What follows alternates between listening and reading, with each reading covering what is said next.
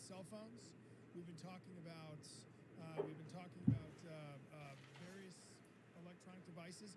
We don't have Gabby Petito's electronic device, and then we also have, by the way, a connection to Florida in this, in that they did pull that external hard drive from the van.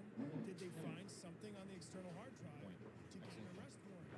Because, again, it's a good question that we talked to a legal expert. That was my story that was on at 5. We talked to a legal expert. I did not ask that question, but it's a great question.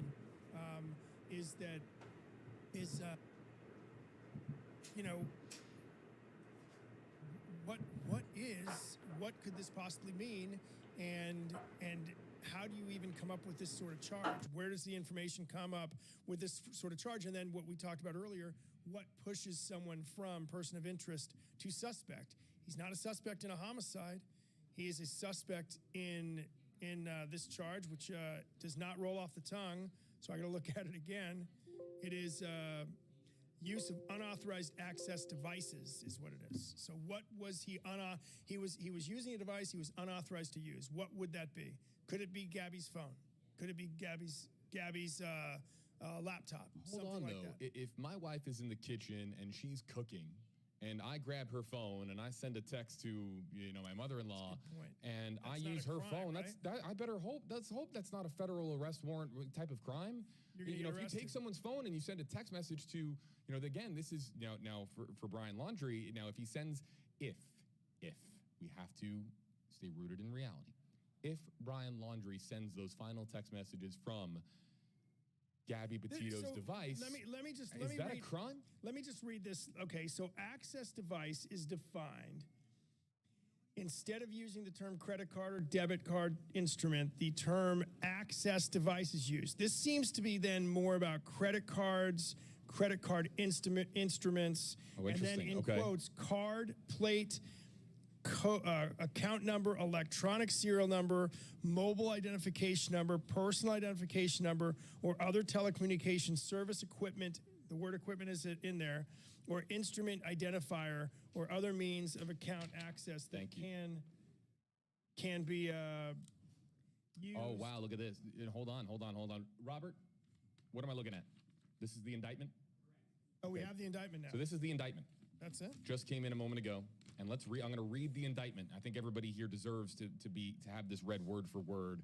The grand jury in the District of Wyoming, United States District Court, the grand jury charges that on count 1 of the indictment, from on or about August 30th, 2021, through and including on or about September 1st, 2021, in the District of Wyoming and elsewhere, the defendant, Brian Christopher Laundrie, knowingly and with intent to defraud, used one or more unauthorized access devices, namely a Capital One bank debit card ending in 8774 and a personal identification number for a Capital One bank account ending in 0525 and 8665, and such by conduct.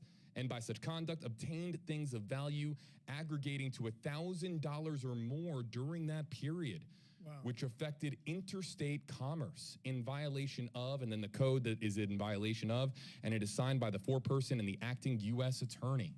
So this is unauthorized use of a debit card and gaining access to a Capital One bank account. And it doesn't say that it's the bank account of Gabby Petito, but it is a bank account that he was unauthorized to use. We've been filling in that timeline. So now if we believe the 27th is the last time someone saw Gabby Petito, and I'm citing not necessarily the text message, but the eyewitness account of an argument in a restaurant out in the Moab, Utah area. If that is the last time we saw her, now they're focused on the 30th and the 1st of September, correct? Is that right? Yeah, no, I think so he is on the way. So theoretically, he's on the way back from that area to Florida. The indictment now Denver is in Colorado, FBI Denver. The indictment filed in U.S. District Court of Wyoming. So I'm going to timeline that is district, so key now. But it also you bring up a really good point. because if the card, this is not about using the cards across the country. This would theoretically be about using the cards or the account in that district, yep, right? Yep. And what is Wyoming's district cover? Otherwise, it would be, this is in it because it's a federal crime now. The district it would be filed in the district in which the crime was committed. The indictment, of course, would apply to that district. Of course, that's a federal law.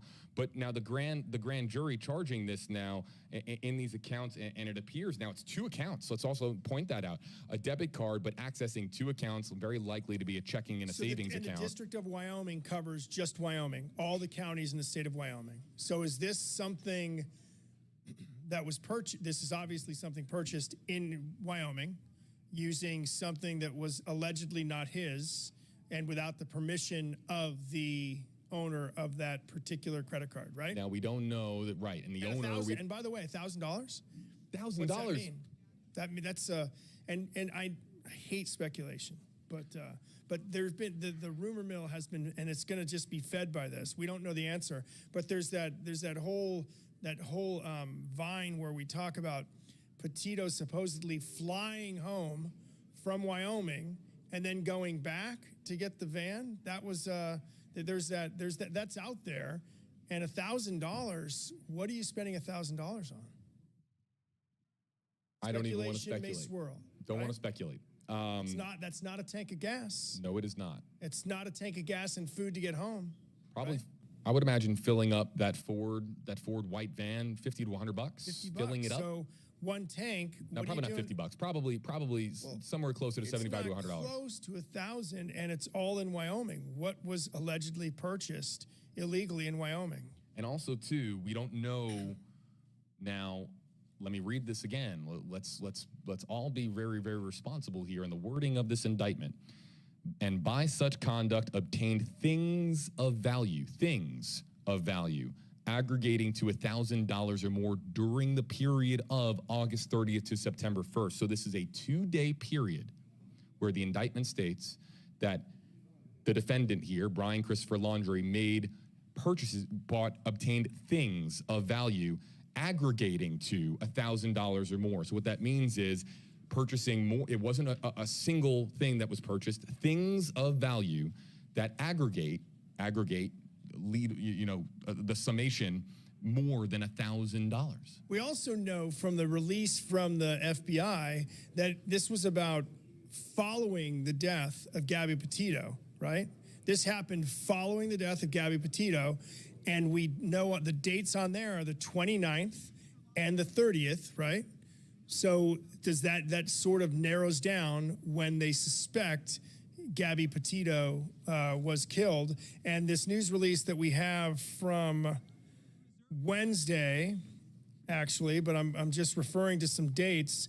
The FBI was seeking information from anyone who utilized the Spread Creek dispersed camping area between August 27th and the 30th. So that seems to be the point, though those 3 days are the focus. And now we can sort of narrow it down, sadly, to potentially the 27th and 28th, since he used these devices or these credit cards.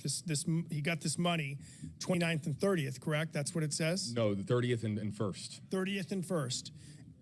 But the only thing that does not make sense there, obviously, is he's back here on the 1st.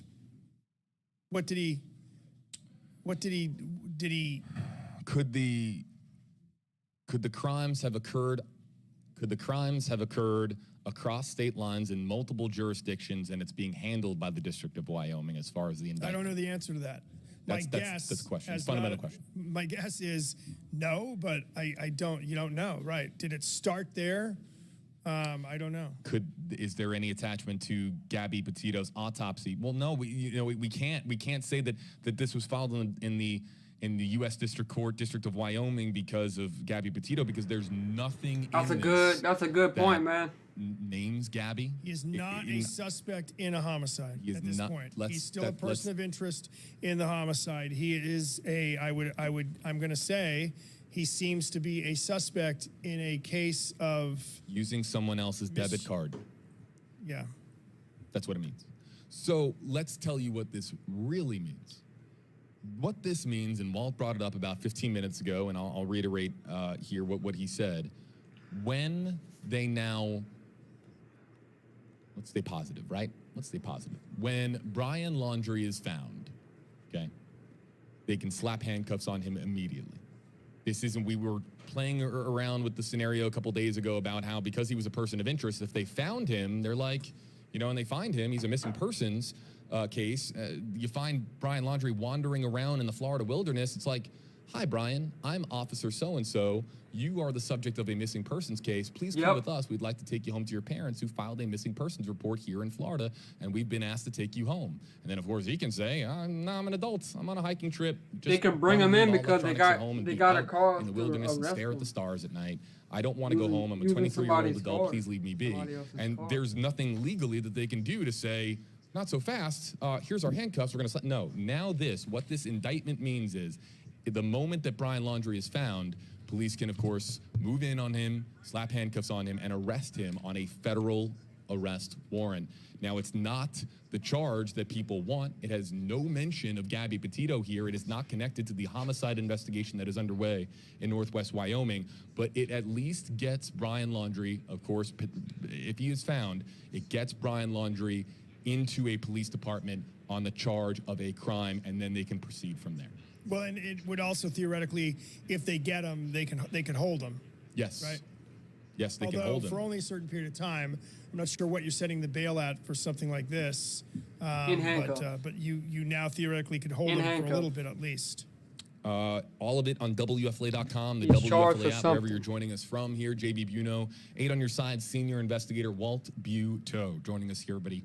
On WFLA Now, this was originally planned to be a very brief stream, Walt. We were talking about the $20,000 reward being issued here in Florida. We were talking about Brian Laundrie's parents returning here from Orlando. Now we have maybe a little bit more insight as to what they were doing in Orlando, if they were communicating with the FBI. Let's make this clear. We have no clue, no idea at this time what Brian Laundrie's parents were doing in Orlando, but we do know that they left from Northport, their home here this morning. They went to Orlando, were gone for several hours, and then got back sometime about an hour to an hour and a half ago. Video here from Brian Enton of News Nation.